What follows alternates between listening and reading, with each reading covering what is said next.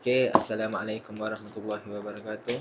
Saya akan membentangkan pembentangan tentang latihan industri yang saya jalani selama 16 minggu bermula bulan September hingga Disember tahun lepas.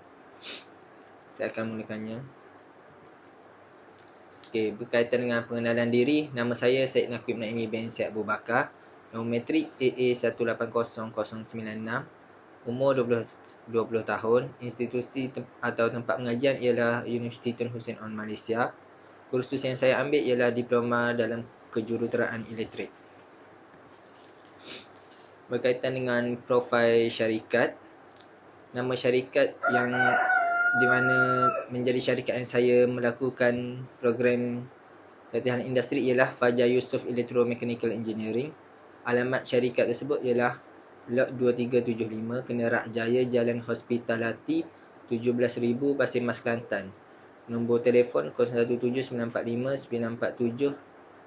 945 947 9. Tahun penubuhan ialah pada 7 April 2003. Maksudnya syarikat ini telah beroperasi selama lebih daripada 17 tahun. Nombor pendaftaran seperti yang berikut. Waktu operasi ialah dari 9 pagi hingga 5 petang setiap hari Isnin sehingga hari Khamis. Misi dan visi syarikat ini pula ialah misi menjadikan syarikat yang menyediakan perkhidmatan berkaitan hidrogen.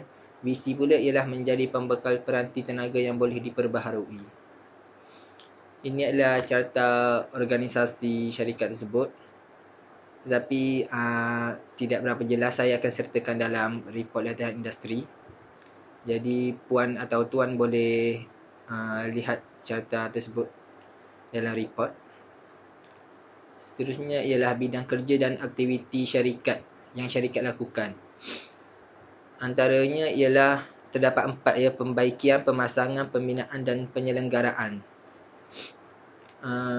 Dari segi pembaikian, syarikat ini membaiki mesin elektronik dan elektromekanikal. Dari segi pemasangan, syarikat ini melakukan aktiviti memasang pelbagai perkakas elektrik rumah seperti kipas, lampu dan penghawa dingin. Dalam segi pembinaan, syarikat ini menjalankan aktiviti pembinaan seperti mengubah suai rumah kediaman. Dan dari segi penyelenggaraan pula, syarikat ini menjalankan penyelenggaraan mesin elektromekanikal. Seterusnya ialah projek atau tugas-tugas utama sepanjang tempoh latihan industri. Yang pertama adalah pendawaian dan pemasangan perkakas elektrik di rumah kediaman pelanggan di Wakaf Baru, Kelantan. Untuk pengetahuan puan, projek ni mengambil masa sekitar 2 bulan untuk sepenuhnya selesai. Yang kedua ialah membaiki dan menyelenggara mesin-mesin elektromekanikal di Pusat Pengajian KKTM Lubuk Jong Pasir Mas, Kelantan. Pemasangan dan pendawaian.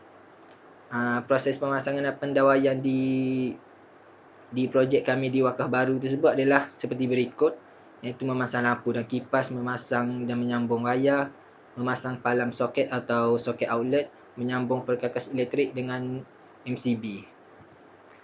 Pembaikian pula, kami telah melakukan penyelenggaraan terhadap mesin yang terdapat di KKTM Lubuk Jong Pasir Mas. Antara mesin tersebut ialah surface grinding machine, milling machine, submersible pump dan cast iron cube mold. Hasil ataupun dapatan sepanjang tempoh latihan industri, iaitu perkara yang saya dapat dalam menjalankan program latihan industri ini ialah saya dapat mengenali pelbagai jenis mesin elektromekanikal dan cara ia berfungsi, mengetahui langkah-langkah yang betul dalam melakukan pendawaian dan pemasangan perkakas elektrik di rumah kediaman, berpeluang untuk melakukan kerja-kerja penyambungan besi seperti welding, mempelajari ilmu kejuruteraan awam seperti cara yang betul untuk menampal dinding menggunakan filler dan langkah yang betul dalam proses mengecat dinding. Yang terakhir ialah mempraktikkan cara yang betul ketika mengendalikan alat dan mesin yang berbahaya atau bervoltan tinggi. Kesimpulan daripada program ini ialah latihan industri dapat memberi pengalaman dan persekitaran bekerja secara lebih praktikal kepada pelajar. Memandangkan pelajar tidak pernah lagi mendapat apa-apa pengalaman bekerja, Dengan sedemikian rupa, dengan adanya program ini, pelajar sedikit sebanyak dapat mempraktikan apa yang mereka belajar ketika di alam universiti. Yang kedua ialah pelajar dapat menimba pelbagai ilmu baru dari sudut teori maupun praktikal tentang bidang yang dipelajari, menambah baik sikap interpersonal dan kepribadian dalam diri pelajar. Seperti yang kita tahu, dalam melakukan aktiviti latihan industri ini, pelajar perlu bertindak seperti seorang pekerja dan bukannya sebagai seorang pelajar. Maksudnya, pelajar perlu bangun lebih awal dan berdikari dalam melakukan kerja. Dan yang terakhir ialah memupuk sikap amanah dalam melaksanakan tugasan. Saya rasa itu sahaja daripada saya. Terima kasih. Sekian.